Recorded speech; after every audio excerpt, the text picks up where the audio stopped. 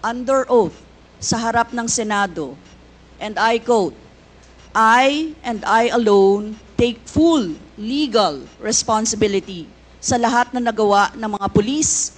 Pursuant to my order, ako ang managot.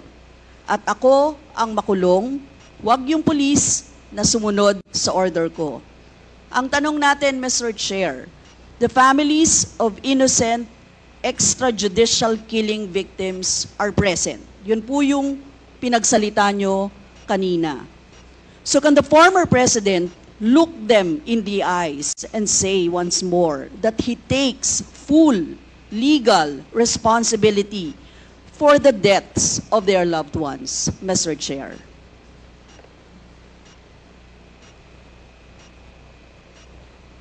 Mr. President, can you, What's the question? what is the question? Can you repeat the question? Mr. Chair, sinabi niya po na full responsibility. So, Mr. Chair, totoo ba yan? Correct. Very correct. Since I was a president, and there was this, until now, serious problem about drugs, I had to issue or make a policy statement about drugs.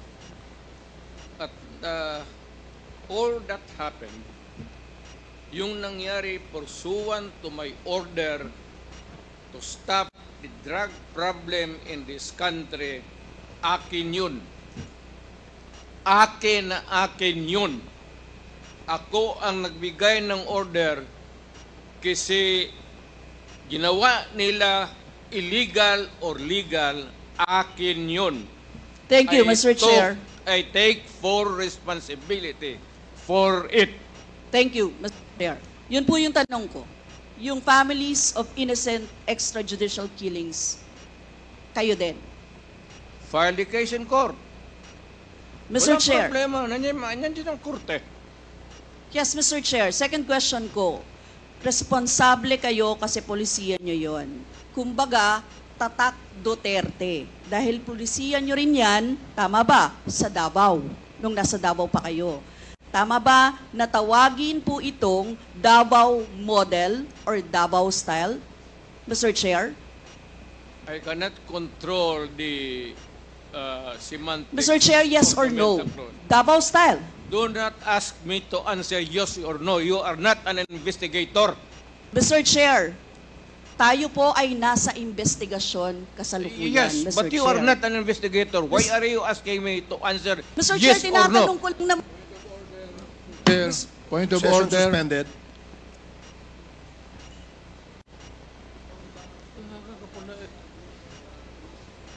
Point of order, Mr. Chair. Ano ka, police? Point of order, Mr. Chair. The session is suspended for the meantime, so please, let's take time to calm things down, okay? Para ho maayos ang ating hearing sa ngayon.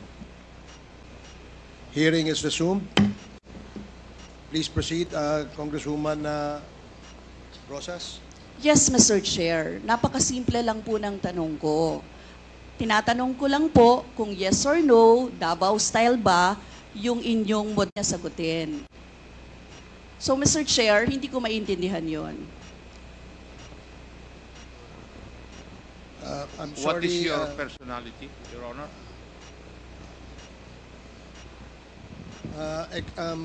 if I may, Secretary Bello, we normally, the committee does not allow the counsel of the witness to speak because the role of the counsel is limited only to counseling his client on his rights. Hanggang doon lamang po. But we cannot ask you to answer any questions that will be asked by any of the members. And that is what Thank you, is Your in the Honor. rules. Thank you, Your Honor. Actually, I'm not answering the question of Congresswoman Rosas, Your Honor.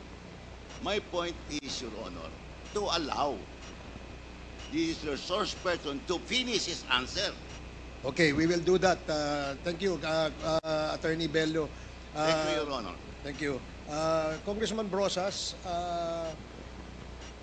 maybe it is, perhaps the former president would like to elaborate on his answer. We may ask questions that is answerable by yes or no, and as much as possible, we would ask the resource person to say, only answer yes or no. But if he wishes to elaborate, and as long as it is germane and related to the answer to your question, we will allow that. But Yes. we will make it very, very short. Yes, Mr. Chair. Pwede namang mag-expound, Mr. Chair. Ang tinatanong ko lang, sa particular question na yun, maaari naman siyang sagutin ng yes or no. And then the explanation, Mr. Chair. Opo, opo. Mr. Do President. not control my answer, kung Your Honor. This is not an inquisition. It's a democratic process of investigation. Okay, thank you, Mr. President. Sana po,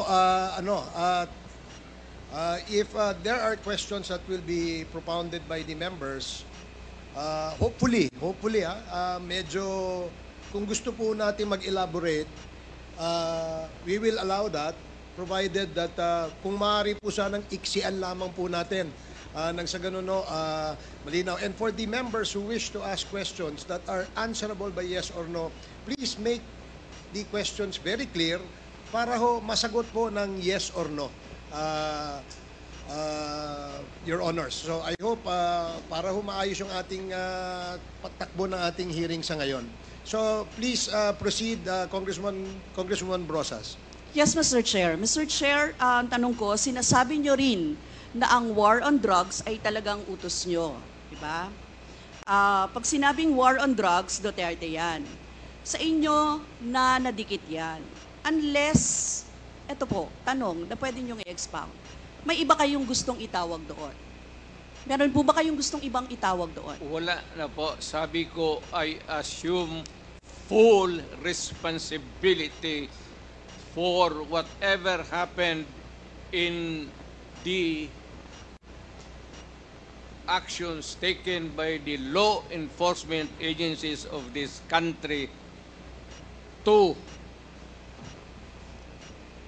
stop the drugs or the serious problem of the drugs affecting our people. Mr. Chair, next question.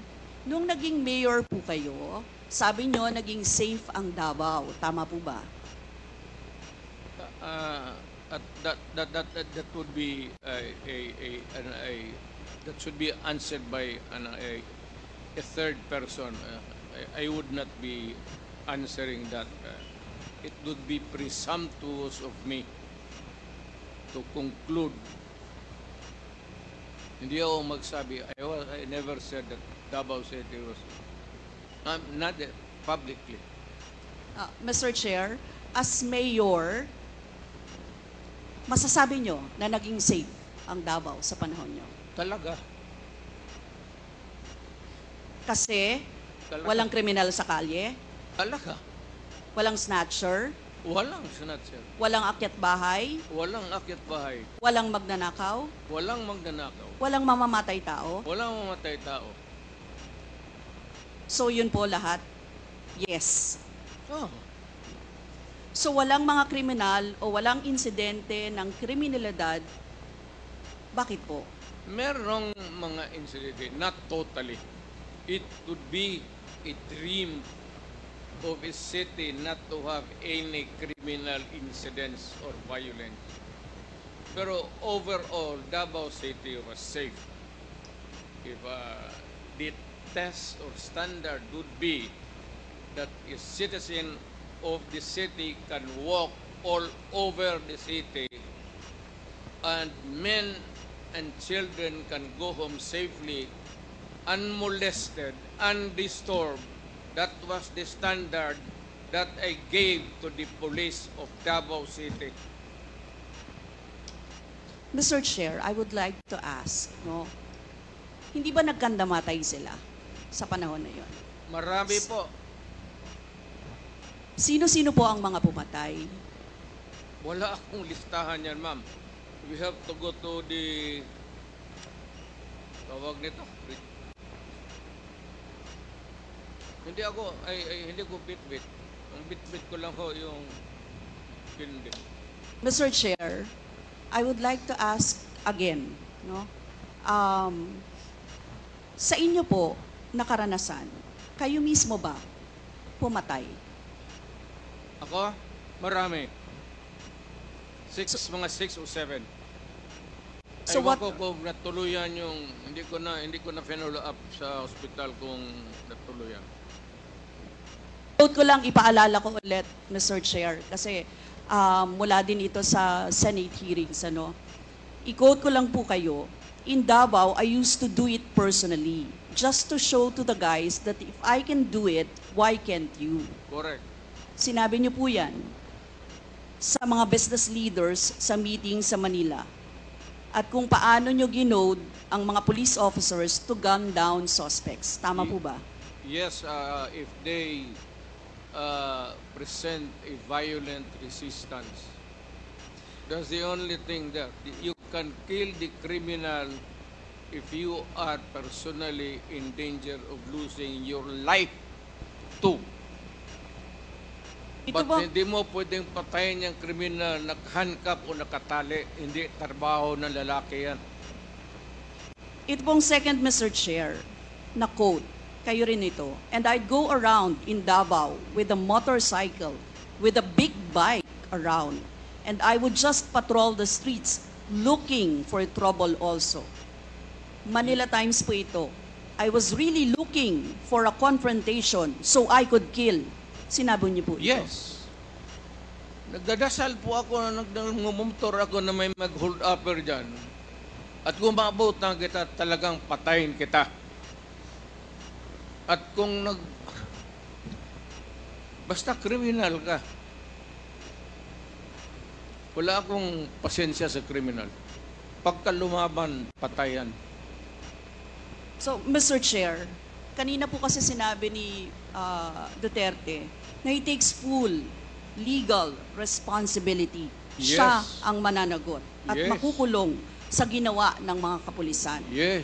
Kung sa inyo po ang policy, inaako nyo rin ang accomplishment nito.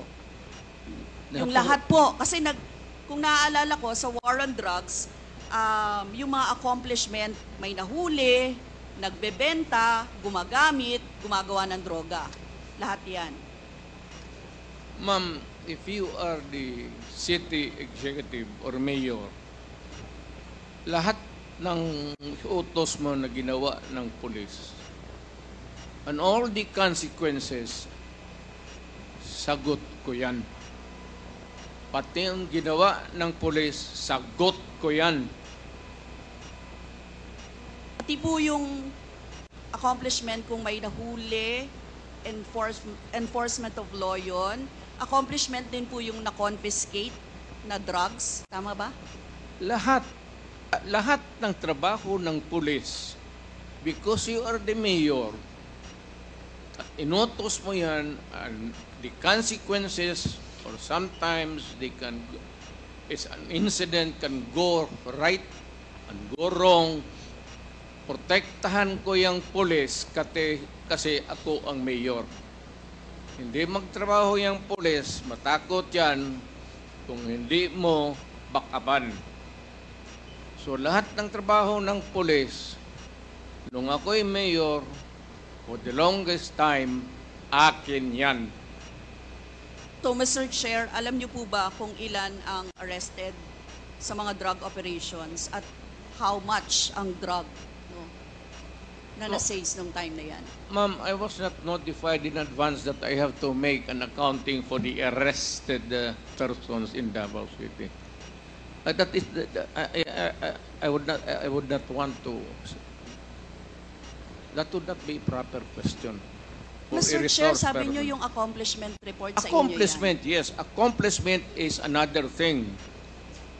But you see, to ask for the number of arrests or killings, that would be a stupid question. Mr. Chair, sinabi po ninyo na aakuin nyo lahat. Eh di syempre may accounting din kayo, Mr. Chair. At kabisado nyo, kahit nga kabisado ninyo kung ilan ang hinuli, ilan ang pinatay, ilan. Dapat may accounting kayo, Mr. Chair. And I believe, Mr. Chair, noong 2017, correct me if I'm wrong, may President's Accomplishment Report kayo, Yes, Mr. ma'am. Chair. Tanungin kita, where were you the other day at 4 o'clock in the afternoon? Point of order, Mr. Chair. Yan nga sinabi ko. Yes, may I remind our resource person, Mr. President, maaari po ay wag po, iwasan po natin magtanong sa ating po mga membro. Please answer the questions lamang po at refrain from asking questions to the members of Congress. Yan po ang nakasaad sa ating rules. Please continue, Congresswoman Brosas. Thank you, Mr. Chair. I'm sure alam po yan, no, ng former President kasi siya ay naging miyembro din ng Kongreso, Mr. Chair. Yes. Yes, Mr. Chair, 2017 President Accomplishment Report meron, sinabi nyo rin naman. Ngayon, Mr. Chair, kung gano'n, handang mag-cooperate ba ang dating Pangulo sa lahat ng investigations na gagawin, Mr. Chair? All investigations. What do you mean by lahat? How many investigations do you think that I have to participate?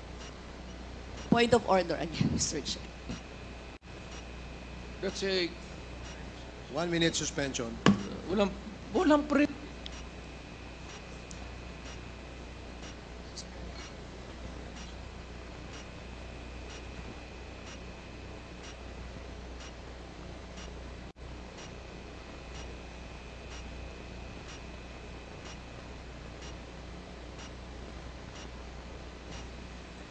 Hearing is resumed. Again, let me remind our resource person as well as our members that please refrain for the resource person, refrain from asking questions to the members. Please limit your reply to the questions being asked. At sa atin naman po mga members, please go straight to the point. Ask the resource person the question that you wish to be answered. Direkta, para ho hindi tayo magtagal. Mr. Chair, Yes, you have, Congresswoman Brosas, you have 4 more minutes. Mr. Chair, may I interrupt? I am asking the... Is this related, Mr. President? to Yes, the it is question? related. I am asking yung nagtatanong to lay the predicate first Okay, before, sige po. para hindi tayo mawala. Sige po.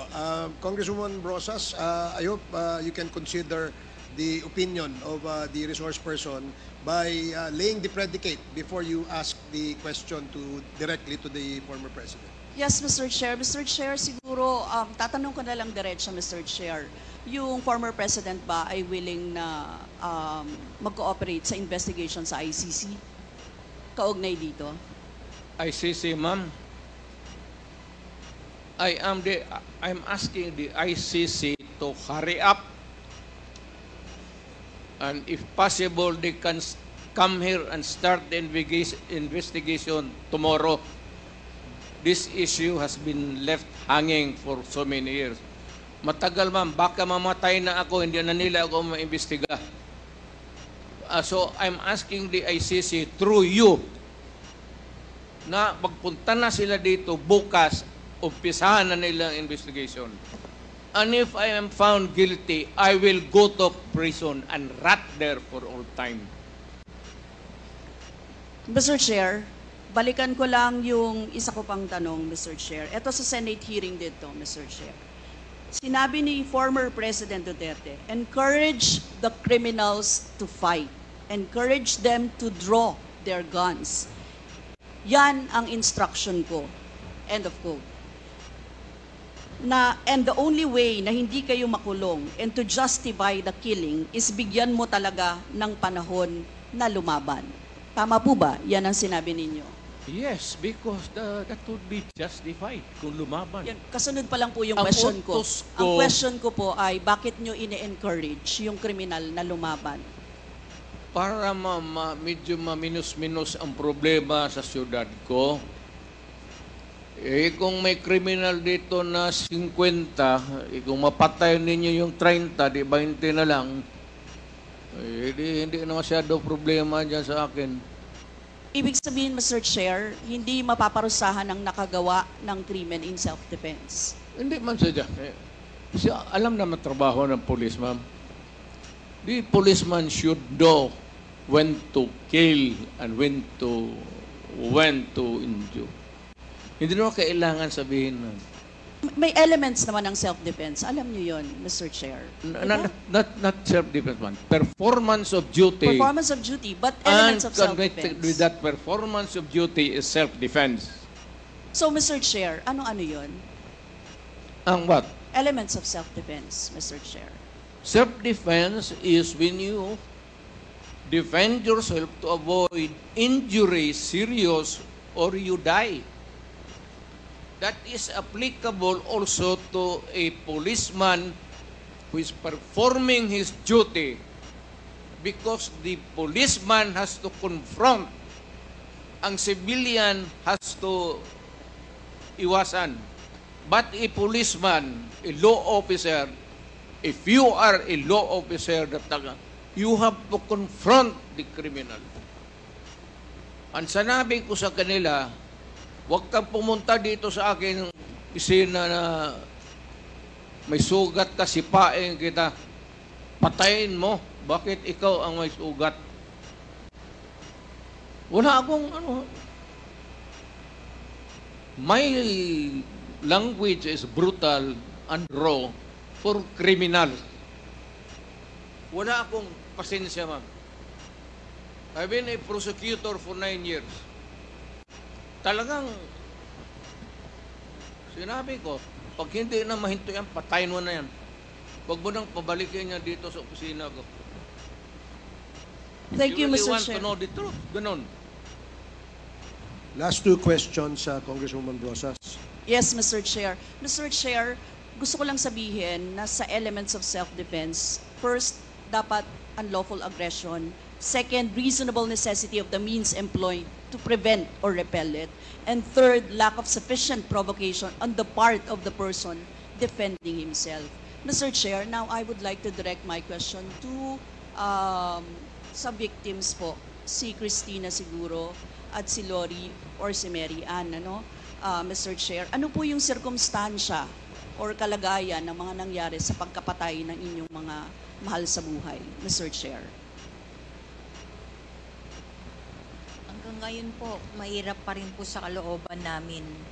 Ang mahirap lang dun kasi yung mahirap ka na tapos may mga pinagdadaanan ka pa po na ganito na hindi basta-basta na nahihimpasan ng kumbaga araw-araw, puro sakit ng loob, dasal, kung ano ba yung pinaglalaban namin ito. Salamat Mr. po. Chair, tatanong ko lang, ang susundan ko lang yung tanong ko. Ang tanong ko kasi ay, nagkaroon ba ng self-defense? Parang ganyan di ba? Ang Nanlaban. nangyari. Nanlaban ba yung Yun po inyong... ang sinabi nila sa akin na nagkamotor po yung bata na wala namang motor na hindi marunong magmotor. Yung pong nanlaban, yun po yung sinabi nila sa akin na nakipag-anuhan po daw ng baril. Pero ano ang nalaman ninyo sa investigasyon? Laban ba? Well, Meron bang unlawful aggression? Meron bang reasonable necessity para i-employ or i-prevent or i-repel yun? Meron bang lack of sufficient provocation mula sa parte ng tao na dinidepensahan yung sarili niya? Sa lahat po ng mga nalaman ko po, dahil wala na rin naman akong ganun kaalaman ng ganyan po, lahat po yun gawa-gawang kwento po at wala rin pong napakitang ebidensya na nagsasabi ng katotohanan na nanlaban po yung bata. Si Nanay Lori siguro.